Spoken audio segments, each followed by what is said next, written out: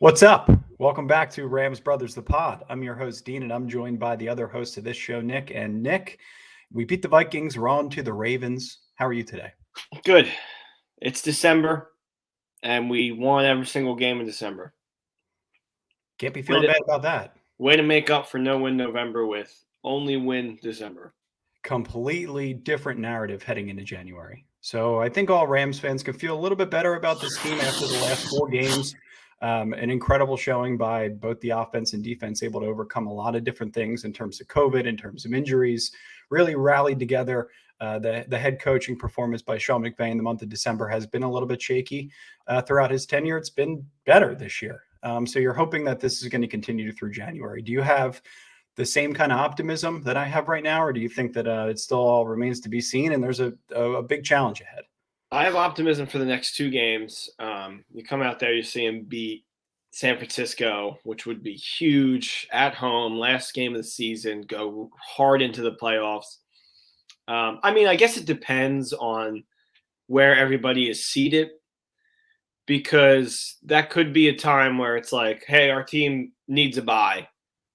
So let's put out Wolford, the final week of the season and give these starters more of a bye because they don't really get one, even though they're the 2 seed or they're the 3 seed. I don't know if they'll even play that game. But I feel confident. That's a scenario. I'm going to feel confident in this team based on what they showed us in December, because this is the time when it really starts to matter. I just heading into the first playoff game, I'm not going to be confident just because I need to see that first playoff win in order to, really have confidence in a quarterback who has the most starts ever without winning a playoff game. I mean, that's the biggest question as you move into the next 2 weeks. You hope he can perform better than he did against Minnesota, and then everybody's going to be holding on to their hats as they move into the playoffs. But I think there's a lot in between. There's a lot going on with the offensive line. You're seeing an improved run game. You saw special teams come together and score the first punt return touchdown since Trayvon Austin in 2015. So, little things are kind of starting to come together. You can hope you can kind of win in spite of some of those mistakes. But some of the takeaways in the Vikings game, we'll talk about this briefly. Matthew Stafford. There's going to be a constant conversation around him, as you alluded to, Nick, whether it's big media, Rams Twitter, former players, whoever it is. And they made it that way. The Rams themselves made it that way based on how they handled the trade, based on what they gave up, based on what they invested. And I think a lot of the time when it comes to criticism, you and I get tripped up in this all the time, but it gets confused with analysis, honest feedback, when in reality, you shouldn't be afraid to criticize or react negatively to what your favorite player does, even if it is Matthew Stafford, if it negatively impacts the betterment of the team. He posted his second worst completion percentage of the season. Green Bay was responsible for the first at 56.76. Against Minnesota, he threw for 197 yards, a touchdown to OBJ, and 3 god-awful interceptions. So it's not the worst case scenario, right? Because there's other pieces that are kind of coming together. And I do have confidence. I have a lot of confidence in him moving forward. He wasn't sacked. There's a weird parallel with this, Nick. He wasn't sacked once in this game, hence the interceptions, the extra interceptions, you could say. But taking a sack for Stafford doesn't necessarily it means there's nothing open downfield. It's very rarely due to the fact that the offensive line was allowing pressure. They haven't allowed a ton of pressure the entire season, and they're currently best in the league in terms of protecting the passer. So Stafford was sacked 8 times against their win against Jacksonville, Arizona, and Seattle, and only threw 1 interception in those 3 games combined. So I feel like there's some kind of correlation with Stafford taking a sack and throwing interceptions. And if Stafford can learn to just take a sack when that pick is looming, or scramble, or throw the ball away, throw the ball out of bounds, he could take this Rams team as far as we want them to go. So we were sitting there at the bar. We were like, take the sack, throw the ball away. It's the confidence in himself that almost scares me a little bit, because he thinks that he can make a play no matter what. So the first interception, which was the worst of the 3, in my opinion, he kind of scrambles out of a sack. He's looking, and then he just throws this little sidearm throw. He's like, oh, I got this, right into the defender. It's not even close to the intended receiver. And it's having that just utmost confidence in yourself that is, why he is who he is, kind of like Brett Favre, just like, I'm going to make this throw because I'm Brett Favre and I'm going to make it. That's what scares me the most, is because, I mean, like the good Rams fan that I am, I went to go see the American Underdog Kurt Warner movie. Yep. And it's funny because, like, in college, they boiled down his only problem to be that he doesn't take a sack and, like, he runs out of the pocket too much. And the coach is like, stay in the pocket. And I'm watching this game and I'm just like, did he not see the Kurt Warner movie? Like, come on, man. Not. Like, listen to Kurt's college coach, because it's, I mean, taking the sack there, credit to the defense for only holding them to 3 points, but you have a chance to really run away with that game and just, not even worry about it anymore. And they just, Matthew Stafford did a good job of keeping the Vikings in that game. Yeah, I mean, the Vikings were leading the NFL in sacks, I think, prior to the game with 44. So you knew the sacks were going to come. Plus, you had Andrew Whitworth was out. His backup, Joe Nopum, was out. David Edwards had to come and play left tackle. Lark Jackson had to come in and play left tackle. So, like, you're dealing with a really tough situation. You knew the sacks were inevitably going to come, but they actually didn't in this game, right? He was able to avoid. There wasn't this. Vikings didn't get one sack in this game because Stafford was forcing things. And in the situation where you take 2 or 3 sacks, he got hit a bunch, but you take 2 or 3 of those sacks, you can mitigate 2 massive turnovers in this game. 1 interception is drastically different from 3. Right. And then, if you do get very lucky in the fact that they did not have the, one of the potential, greatest running backs right now in Cook. So you got to think that if we didn't get so lucky and Vikings didn't get so unlucky, you give them 2 red zone possessions like that, they probably capitalize and give you 14 points. Yep. Instead of 10, I believe they put on the board. I think Madison scored. But yeah, the Vikings have plenty of chances to capitalize. I mean, it's a 23-30 game. It's a 7-point game in the end. And they didn't go away without a fight. You knew that off Kirk Cousins threw for over 300 yards. You knew there was a fight in that game from the Vikings, and they put it up. Every one of their games end up being within 8 points, it seems like.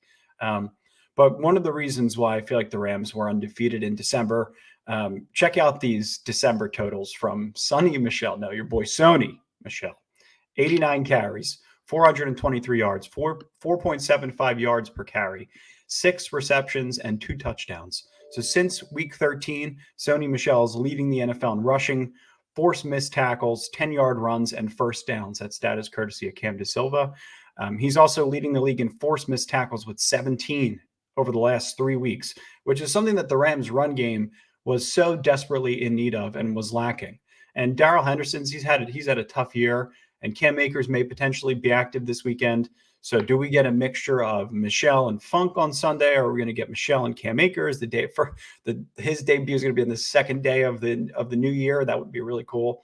But I think it's got to be Sony Michel moving forward. I mean, he's done everything you could possibly want him to do. Well, I'm pretty sure Henderson's out. Yeah, well, Henderson's going to be out for the rest of the season. Potentially into the postseason if they could reevaluate and he can get healthy. But I mean, again, Sony Michel, with all the injuries to the offensive line, COVID, he's been able to overcome all of that in big divisional games, in big moments. You can give him the ball, and he's been everything I could ever want him to be this season. So he's on a trajectory to a 1,000-yard season, after really not starting out being the lead back. So pretty impressive with what he's been able to do. He's the guy. Maybe he's the next Jersey. What do you think of that? Yeah. I mean, yeah, maybe. A lot of people I've seen tweet it like CJ Anderson 2.0. Yep. And I think that's actually not giving him enough credit because I agree. Because Gurley was still active and CJ was more just kind of like fresh legs. Sony Michel has become absolutely running back 1 for this team. So I think, and everybody knows how much I love CJ Anderson. I think he was awesome for our team. Definitely helped us in those playoff games. But yes, Sonny, whatever you want to call him. Maybe you want to call him by his real name, which is Sony.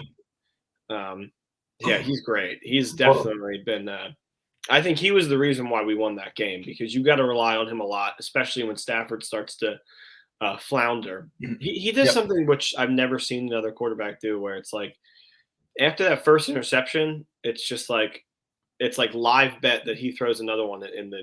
Yeah, he's throwing back-to-back because interceptions on like 5 possessions this year. because I Weird. just Weird. I don't get it. He's got like happy feet. It's like Yeah, he it's just he strange. gets in his own head, and then he just that's something that I've never seen with a Rams quarterback before. Just like No, absolutely I don't collapse think like I've that, where it's like 1, 2, 3 interceptions. It's like what? well, it's never I could say this, it's never happened with a player that's been in the league for this long and has been through as much as he has, thrown for as many yards as he has. The mistakes that he makes are head scratching, and you can call it how it is. I mean, it's not you're not personally offending the guy. I mean, there are mistakes that in your own territory you can't make if you want to put your team in a position to win games in the playoffs. That's it. That's Yeah, not they that's I not a like big it deal. felt like they won in spite of him, Yeah, particularly with the special teams yeah. So again, touchdown. no, again though, not an insult to Stafford, just a No, no, fact. no. Well, I Just mean, a it is fact. an insult. Yeah, no, I'm saying it as an insult to Stafford. Like they won in spite of him. To get a touchdown, I was watching that game and I was like, oh, I think the defense is going to need to, get us a touchdown to get the momentum back on our side. When special team steps up, and you're like, okay, the fact that they were able to do that without him definitely like puts less pressure on him now because he just gets he gets so in his own head after he throws an interception. It's just like disgusting. Yeah, He it's just feels weird. like I he mean, like him has and to be like a superhero, and then he just keeps doubling down and losing. It's like that one episode of Sopranos.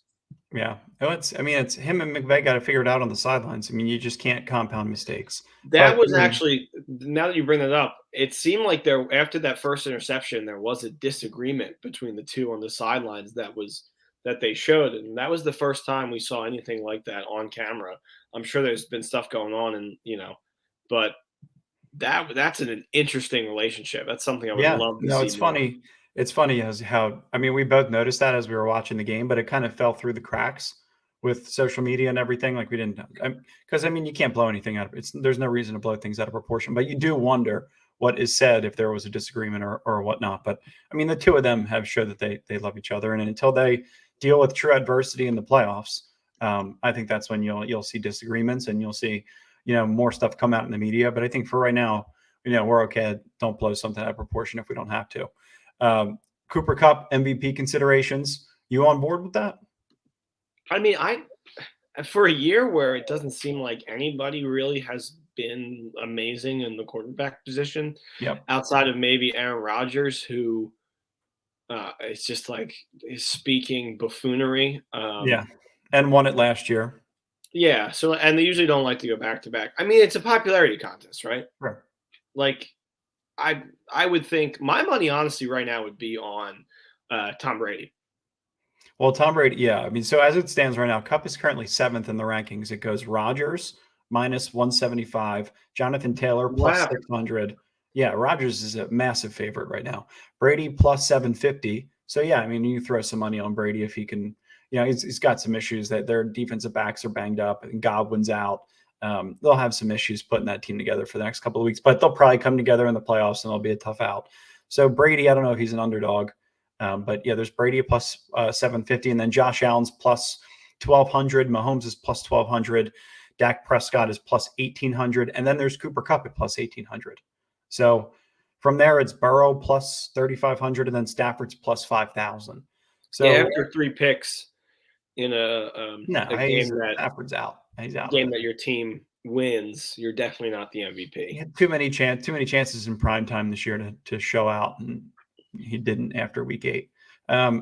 230 yards is the number for Cooper Kupp to tie the single season record and break Isaac Bruce's single season receiving record versus the Ravens. So 231 yards to break the record, 266 yards to get to 2,000 yards total on the year. And he's essentially a lock for the Triple Crown. So my prediction is, drum roll, please. If he breaks the record on Sunday versus Baltimore and wins the Triple Crown, then he will be one of the 3 finalists and could potentially win the MVP. So he's got to break the record on Sunday, and he's also got to win the Triple Crown. Right. My prediction is they win against the Ravens, and then the rest of the league happens. They clinch the playoff spot, right? Or the NFC West spot. Yeah, they clinched, right? They haven't clinched the West yet. Yeah, so I think they clinch the West with the Ravens win and all the other stuff happens, and it doesn't really make sense for them to play the following week. So I don't think Cup is going to break that record because I think he'll be sitting because he'll have a bye against San Francisco. No, that's a good point. That's my prediction. And Also, I usually make predictions when I'm sipping on Golden Road Brewery beers.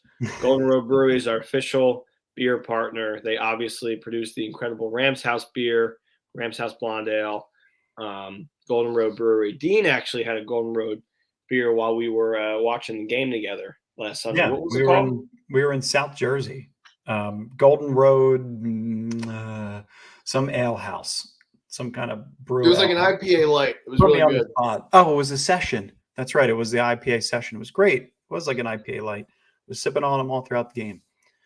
Fantastic. I enjoyed all of it. The tough transition from the ad read back to the script. The offensive line. Talking about the offensive line in this game. We tweeted about them a couple of days ago. I talked about them very briefly in the beginning of this episode. The Vikings defense talked about ranked first in the NFL with 44 sacks total. Didn't have to deal with Whitworth. Didn't have to deal with no boom. David Edwards came in. Coleman Shelton started at left guard. And then early on in the game, Brian Allen actually suffered another knee injury, actually aggravated the knee injury from a couple of weeks ago. And Lamar Jackson had to come in and play left tackle, undrafted guy. It got the job done. Credit to Les Snead and the entire staff for having depth at the position. I know there's a lot of criticism on the offensive line. They should have drafted Creed Humphrey or whoever else it is, Quinn Miners, whoever the other center that everybody loved. But for right now, it's like they're in a really good situation. They have some solid depth. In this situation specifically, the Rams' top three options were unavailable to play left tackle. Andrew Whitworth, Joe Noteboom, and David Edwards due to the Brian Allen injury. So Lamar Jackson stepped up. That's right. I stepped up. Can you name that quote? Yeah. And if I had to, I'd pee on any one of you. There you go. Friends. Who knows if we'll get Joey Tribbiani. Correct. But I mean, you're missing big players. And you missed Allen and Havenstein against Arizona, and Coleman Shelton and Noteboom came in and filled in. You missed Havenstein and Noteboom against Seattle. Edwards came in and was somewhat serviceable. It wasn't great, was serviceable. Then you missed Big Wit and Noteboom against Minnesota. Allen got hurt, which forced the line shift. So you had to depend on an undrafted player to hold down the quarterback's blind side. Impressive to say the least, not allowing any sacks. Stafford probably could have taken a couple, as we mentioned, but again, the offensive line stepped up. Defensively, it was Jalen Ramsey, Justin Jefferson head-to-head. Jalen Ramsey was extremely vocal on social media after the game. 21 coverage snaps, 5 targets, 3 catches, 24 yards was his stat line on Jalen Ramsey versus Justin Jefferson. Justin Jefferson all day was extraordinarily excited about getting the first down. But you could tell why we're begging for Jalen Ramsey to stay on the best receiver on the field, because Justin Jefferson ended the day with 8 catches for 116 yards total. That means that Justin Jefferson had 92 yards on 5 catches against players not named Jalen Ramsey. So the cast of Ramsey, Darius Williams, Dante Dion, Taylor Rapp, Jordan Fuller, those are your 5 best defensive backs moving forward. And you got Nick Scott, David Long. Those are going to be rotational players. But the hope is that those core 5 can stay on the field as frequently as possible. Take the best player at action. Let them get theirs in situations where their best player is occupied elsewhere, but keep them out of the end zone. And do your thing, your bend don't break Raheem Morris style. Travin Howard, how about him in this game? Came out of nowhere, stepped up, did an incredible job in coverage. Yeah, I mean, he was tough. He filled in for Ernest Jones. He's going to be out for the remainder of the regular season. And the Rams had 2 linebackers on the field for more than half snaps in this game. Consistently early, it was Reeder and Jones, and then you saw Howard come in and play like he did in January of 2019. So depth. It's all about the depth. Yeah, I mean, they have so much depth on this team, offensive line and defense.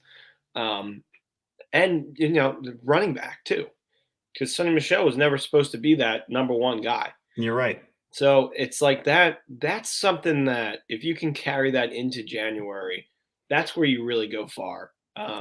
When teams kind of rally around that too, it's like, next man up mentality. You're here for a reason. Make your mark on this team. And they have been doing so in Minnesota, like away I know it's a dome, but it's still cold. and then you're going to go to Baltimore, and you're going to have to do the exact same thing. And they move the game up just to mess with us. Game's now at 1 o'clock when it's supposed to be at 4 Eastern Standard Time. And it's just that's the kind of stuff that if you can overcome that stuff now, you're going to be a really hard team to beat, no matter where you play in January. Yeah. I mean, the cold January games, moving it up, it just reminds me of like a Pittsburgh game or a Detroit game, or a Green Bay game, a cold East Coast. Yeah, just a cold East Coast game that's tough to win, especially if it's out of conference. But I have confidence in the Rams' defense against the run. I have confidence in their interior pass rush. Aaron Donald, Greg Gaines, Ashawn Robinson, Marquise Copeland is getting some important snaps. He's been playing well. He's been that fourth and very important rotational piece. He was on display against Minnesota. Madison ended that game 13 carries for 41 yards. So, I mean, the edge rushers are playing well. You're seeing Leonard Floyd, Von Miller. You're seeing Hollins come in for Leonard Floyd. You're seeing Obo work in for Miller when they need seconds to breathe. And I like what they're doing. So I think it's going to carry over to Baltimore. Let's talk about Baltimore and the game that we will potentially be going to. I think it's in the works, but I think it's going to happen. So if you're going to buy your tickets to the game, make sure you go to www.tickpick.com/RamsBros. Search for your tickets, buy your tickets. You don't have any fees. So, for example, I'm going to save over $100 just from using TickPick, and it'll show you your savings as soon as you make the purchase. It's crazy because I went on Ticketmaster. I'm like, oh yeah, I'll get tickets for much, much cheaper. And then they hit you with the ticket fees, the service fee, the fee, the being a Rams fan fee, the looking like an idiot and doing a podcast fee. All those things are all together combined on Ticketmaster. So you don't have to deal with that on TickPick. It's all free.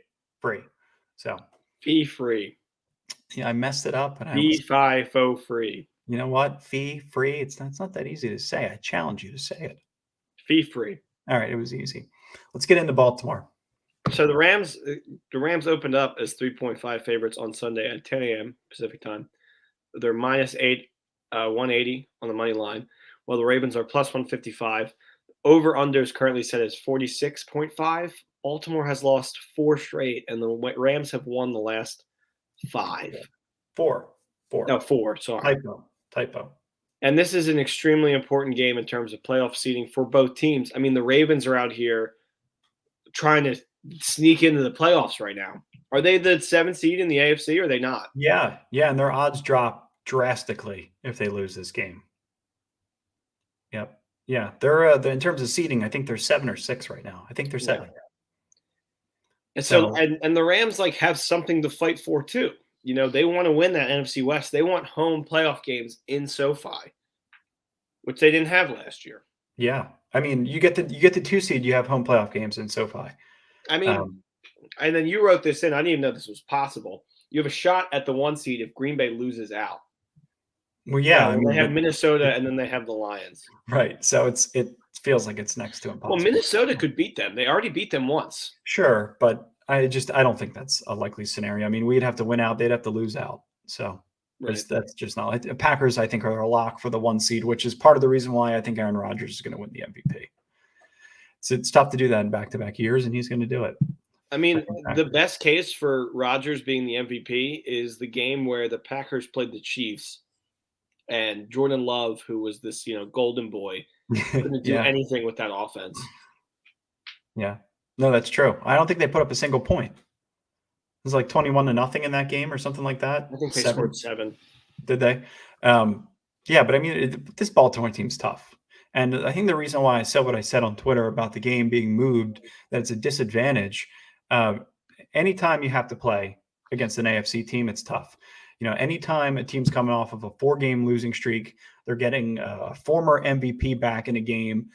You have to travel again after coming from Minnesota back to LA and then back to Baltimore. Like logistically, it's not an ideal situation. You'd want a couple extra hours. You want a chance to eat in the morning and get going. Your body clock's on 10 a.m. time. So, I mean, again, it'll be 1 o'clock Eastern, but it'll be, difficult to adjust to the time change. Regardless, no excuses. I've dealt with COVID, dealt with everything else. Been trying not to make any excuses in relations to injury or COVID because it's the norm right now. So that's kind of what we're dealing with. But Baltimore, last four losses have been decided. Three of their last four losses, rather, have been decided by a combined 4 points. Their loss to Pittsburgh was by 1 point. They lost to Cleveland by 2 points, and then they lost to Green Bay by 1 point. And I think the Pittsburgh game and the Green Bay game were both games that they had a chance to win with the 2-point conversion and lost. And I think Lamar only played in one of those games, and I think it was the Pittsburgh game, and they lost that game. You could even say that those losses kind of are not on the team and they're on the head coach. I'm telling you, Dan. Well, I mean, their whole season, Baltimore's whole season, they've had close games. I think they beat the Lions in the very, very last second in like week 2. They've won on last second field goals. They've won in overtime. It's just now it's all starting to kind of come back and bite them. So Lamar Jackson's been in practice. There's a massive likelihood that it's going to be him playing. So I mean, keeping this game close, I just feel like is the likelihood. It's just coming off of the Rams game when they played a Monday night with like what everybody calls Wade Phillips' last game, kind of ended our season that year. There's still some ill will that Baltimore had so much fun in that game. Do you remember Mark Ingram and Lamar Jackson and the how much they were celebrating in the media? And it's disgusting. Who do we have on our team that everybody loved from Baltimore that year? Marcus Peters. No. From Baltimore? Kenny Young? No, it was like some Baltimore. I forget his name. He was like some white safety guy, and he was like, "I'm not revealing the tricks." Weddle. Huh? Weddle. Yeah, Eric Weddle. Like, I'm not revealing the tricks and trades of Baltimore. I would never do that to my former team. Yeah, I'm not. So I remember being so mad when I saw that. I'm not gonna.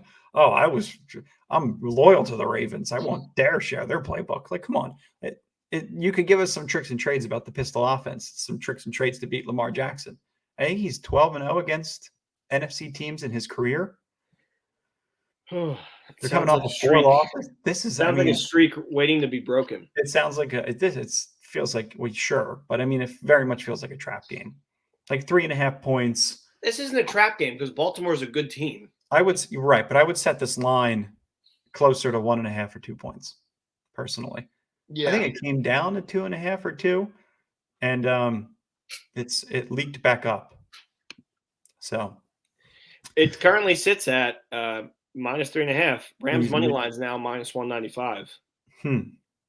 Wow, so that went up. Yeah, interesting. Okay, so we'll continue to monitor parlays. Yeah, keep your eyes on that for the parlays. So the Baltimore preview. So there's no question that this game is going to come down to Matthew Stafford, whether you like it or not. Considering what Joe Burrow just did to the Ravens secondary, he threw for 525 yards and 4 touchdowns and 0 interceptions in this game. The Rams are currently 6th in the league in passing, and the Ravens are allowing a league-high 280.5 passing yards per game as they continue to deal with key injuries in the secondary. So some key injuries, some key takeaways, and some key points to hopefully propel us to victory in this game. Is Lamar playing? Lamar I think he's going to play. He's questionable, right? He's been on the practice field this week. He's been questionable the whole time. As a fantasy owner, you know how often Lamar Jackson has been questionable this season. As he did a flip into the end zone, I believe in week 4, he was questionable for week 5. So there's that. That was against Kansas City. That was the go-ahead touchdown. That was a great game. Great touchdown as well, but stressed me out all week. Don't do backflips into the end zone. God, if you're the owner of the Baltimore Ravens, you're watching Lamar Jackson, you're just, oh my God, every second. On defense, though, I feel like Baltimore has more liabilities than they do playmakers in their secondary.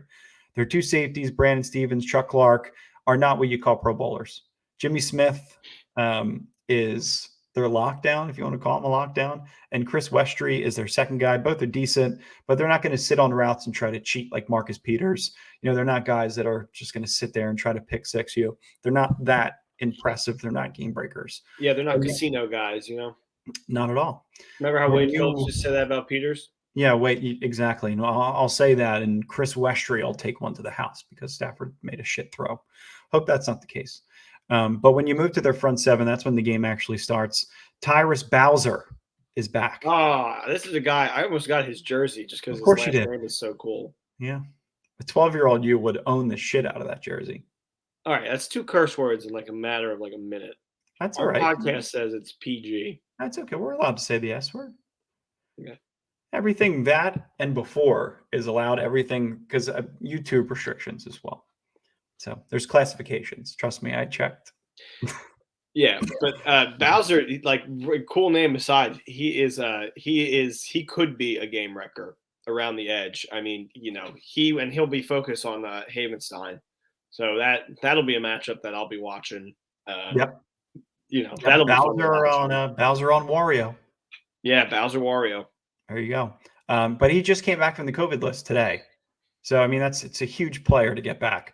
Odafe Owahu, the former first-round pick, is a really good player. He'll be rushing around Whitworth's side. So, again, that's a challenge. Calais Campbell is going to do his thing on the inside. He's going to test the house of our interior line. And then Josh Bynes, their right inside linebacker. He's having a nice year in coverage. Defending against the run, he's been solid. So, I mean, you're going to get a team that's not going to roll over. It's a team that does not want to lose 5 straight games. I don't think John Harbaugh has ever lost 5 straight games in his career. I mean, they have guys in their front seven who can absolutely make a difference. And I mean, when you're talking about guys that are so good against the run, they've been great against the run this entire year. They've allowed the least amount of rushing yards this season, particularly because they've allowed so many passing yards. But they're also allowing less than 4 yards per carry. So they're tough up front.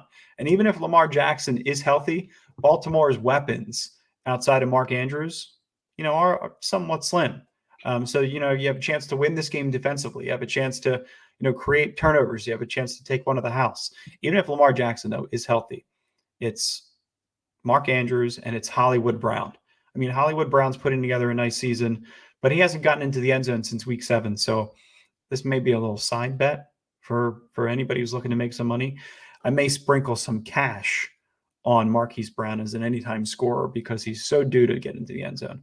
And again, you're going to be keyed on Mark Andrews in this game. If for whatever reason Jalen Ramsey and Travin Howard are glued on Mark Andrews because they need extra help, Hollywood Brown might slip out the backside and score his touchdown since week 7. So Mark Andrews is top tight end. I mean, there's nobody really better right now. He's Travis Kelce and Gronk right. and Kittle and Mark Andrews. It's those 4. And I would put Andrews above Kittle and Gronk right now too. You can. I mean, it's Mark Andrews is, as when you talk about the drop off after those 4 guys, it's huge. But he's worked his way into that category. So 100 receiving yards and 1 touchdown in 3 straight games for a tight end. That's kind of ridiculous. That's like almost unheard of. Yeah, it is. I mean, Jimmy Graham in 2013, I think, had the same exact streak. But, Mark Andrews could potentially break that against the Rams. Who knows? It's an awesome opportunity Trayvon Howard, Jalen Ramsey have to shut him down. I actually like the matchup of Trayvon Howard. I mean, Ernest Jones has been good in coverage. But Trayvon Howard, for whatever reason, former safety maybe, but he has a nose for coverage, has a nose for the ball. So that's going to be a fun matchup to watch. And I like to see Ramsey kind of shadowing if he doesn't have to. I mean, Darius Williams on Hollywood Brown, they're similar sizes. I think you can handle that matchup on your own and then maybe with some safety help. But it's just going to be interesting to see how they take away. They go joker on joker, as they call it, best player on best player. So we'll see. I mean, the middle of the field's been an area of weakness for the Rams defensively. So I'm interested to see how tight ends, if they continue to dominate the Rams in the middle of the field, or they come up with a formula to stop it. So, I mean, Lamar Jackson, how much different is he from Kyler or a Russell Wilson in terms of escapability? Right. I feel like this Rams team does a good job against those 2 guys. So I think you can kind of contain Lamar more so than, Russell, like they have been all season. Dude, I mean, when we were trying to contain Lamar Jackson back in 2019, I think it was Ebukam and Clay Matthews. Yeah, Clay Matthews. Coming around the edge. Oh. Matthews with a broken jaw. Yeah, I don't even know if he played in that game, but regardless, it was I know it was Ebukam in the mustards because I think they were wearing the mustard jersey in that. That was their first loss in that jersey. Yeah. In the Goff era. Remember who else could have been coming around the edge. Regardless, it wasn't pretty. So I think this is going to be a hell of a matchup. I like when West Coast teams have to go to the East Coast and play a 1:00 game. I like to see if they're able to overcome adversity. McVay's been 8-2 in this time frame. So he's been solid. I think their only 2 losses were Miami last year and Buffalo in those time frames. The 1 o'clock. And that Buffalo game came down to a phantom PI call too. So could be you have Lamar Jackson in on this game. I think the outcome is very similar to that game. I wouldn't bet on this game until if not, he'll play. I just don't. I think this is the week where they feel like they can't afford to hold him out any longer. I think this is the week where if you feel like you could win this one, you win the next one, you have a 16 in the playoffs, and you have a chance. I just don't want this game to come down to a 2-point conversion attempt because I feel like they're due for getting that. Just unfortunate timing. I mean, our friends in the backyard, the Eagles, haven't played a starting quarterback in like 6 weeks. And we get Lamar Jackson back after. We get teams that are like begging to be in the playoffs. Oh man, I mean, just to have the Vikings, the Ravens, and the Niners is your last 3. Imagine playing Washington twice, Mike Glennon, and then Mike Glennon again. Yeah, then Dak to end the season. But then they may have to match up against. They may be the 7 seed. They may have to go up against Dallas if Dallas takes the 2 seed. And then San Francisco would be 6 and we'd be 3. You ready for that? Yeah, well, I'm ready for Nick's picks. Okay. Oh, first, real quick, merch giveaway. Obviously, we have the new Rams merch, the Ramley merch, and the Jalen Ramsey T-shirt. Merch giveaway. If you tweet us, make a brand new. Like I said again, I can't even say it straight. Make a new Banjo-Kazooie game. Tweet that to us. Make a brand new Banjo-Kazooie game and tag Rareware, and we will give you. You'll be entered to win a new piece of merch. We'll tag us as well, so we know. Right. Otherwise, we'll be. See, we like to make it. I made my way through this episode very cleanly, and now I get into this little merch giveaway. I stutter over the words, but we try to make it a little bit difficult for you guys because it is a giveaway. So yeah. Okay, Nick's picks. You ready? Nick's picks. I'm ready. I'm ready for Nick's picks. We had a really, really good week last week. We went 4-1, and we did it like kind of off the cuff. We were just kind of talking about narratives. Love that Bruce Hall of Fame towel that I got for you. We got to bring that to the game, right? Yeah, absolutely. Are we definitely going to go with everything that's going on? Yeah, we're going. In the cold. We're going. All right, I'm going to rock a mask the whole time. I'll tell you that. Yeah, sure. Do whatever you got to do. I would, have full headgear. Do whatever you got to do. We just got to talk about the tickets. We got to talk about the tick pick, obviously, but we got to talk about the pricing of the tickets. All right. Well, the first game that I want to bet on is going to be the Rams Ravens, and I want to bet the over at 46.5. I think both these teams are. I mean, the Ravens are king of like getting down early and then just coming all the way back, and I think the final score of this game is going to be like 30 to like 27. Okay. Which would handsomely hit the over for us. I can't disagree with that whatsoever. Yeah, I'm still seeing 46.5. So yeah, 46.5. Yeah. So I really like the over in that game. It's a little high, but I think it's I think it's high for a reason. And then Detroit Lions, Seattle Seahawks, Lions +7. You gotta run with Lions +7. Do we have a loss to the Bears last week? What are they even playing for? This Lions team wants to play till the very last snap every single game, and Goff will be back from COVID protocol. So you got to think that he's going to be out there. He always plays Seattle really well. I'm thinking, I know it's in Seattle, but he always played in Seattle really well. So yeah, I love Lions +7. So over 46.5, Lions +7. And then Cardinals Cowboys. This line has to be a mistake, right? Real quick, can I interrupt you real quick because I got a good number that's going to push the Lions pick. The Seahawks have failed to cover the spread in each of their last 6 games as favorites against NFC opponents. There you go. So more favored to Nick's picks. And Cardinals at Dallas. Cardinals coming off a 3-game loss streak, right? Yeah. And they're +190 in Dallas. That's my favorite bet of the week is Cardinals money line. Because what kind of adversity has Dallas dealt with recently? Yeah, they're playing NFC East opponents. They already have a playoff spot locked in. They're going to be the 3 or 4 seed. They don't have that much to play for, whereas Arizona's like, we can still win this division. The Rams could easily lose to the Ravens or San Francisco next week, and we can win out and win the division. So you got like I have no idea why this line is plus 5.5 and plus 190. I don't really have that much faith in the Cowboys. I have a lot of faith in Arizona, especially when everybody. This is the time where you have to go against narratives like these Fox narratives, like, oh, how about San Francisco or how about Arizona or no, Tampa Bay is going to be so lucky. They're going to play a floundering Cardinals team. I'm like, I don't want to face the Cardinals. Are you kidding me?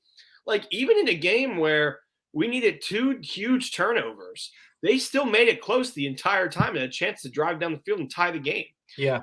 Arizona plus 190 money line is by far my favorite bet of the week. Yeah, I also like them to cover. Yeah. I mean, plus obviously, if you like them to win, I mean, they're plus 5.5. And then one more play. We're only going to do 4 this week because there's only 4 bets we like.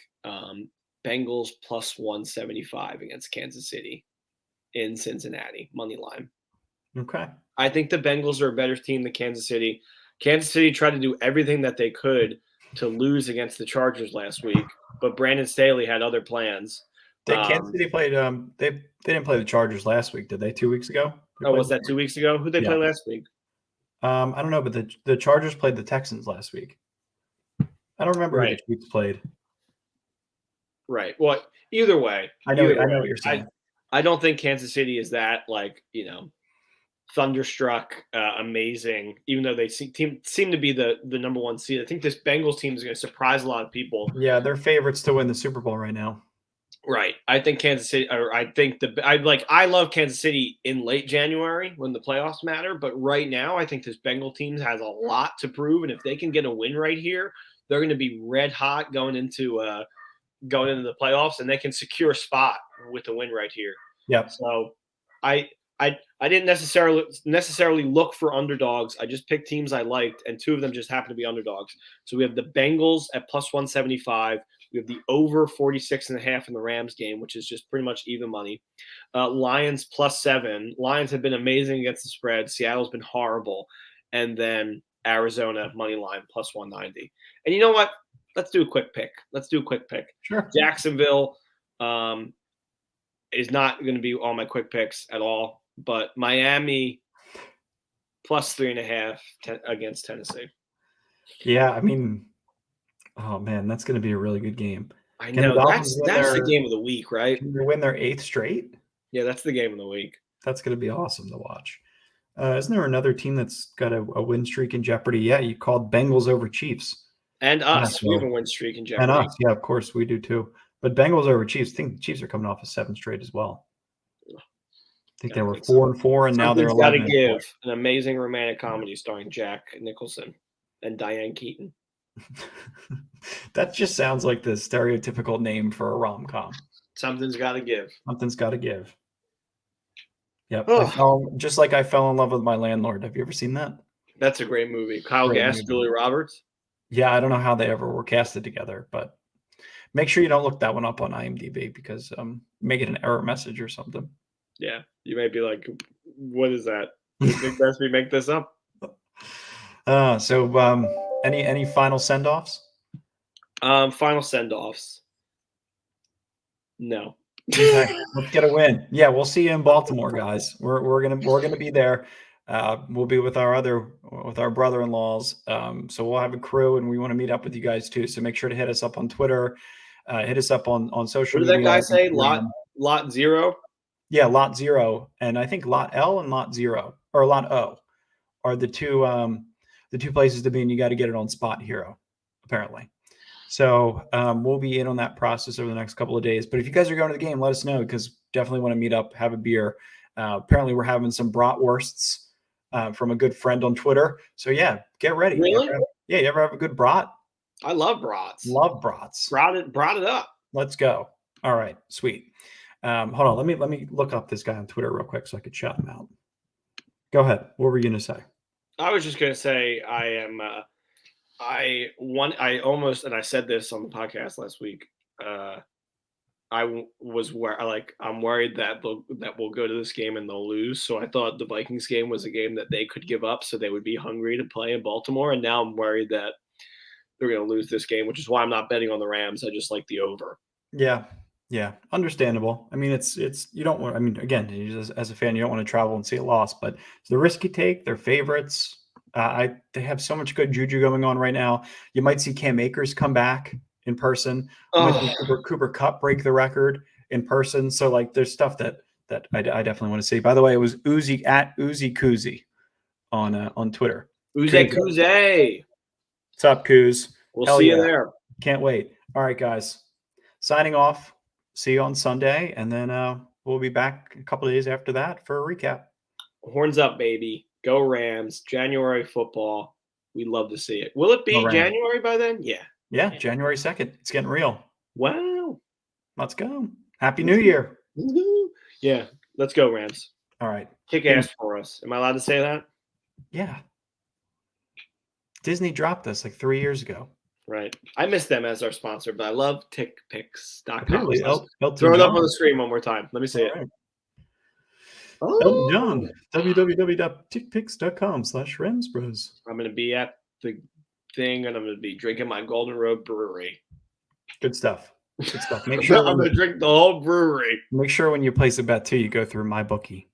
MyBookie.com / MyBookie.ag. You got it. This is where people turn us off. All right, guys. Peace. Peace out. Go Rams.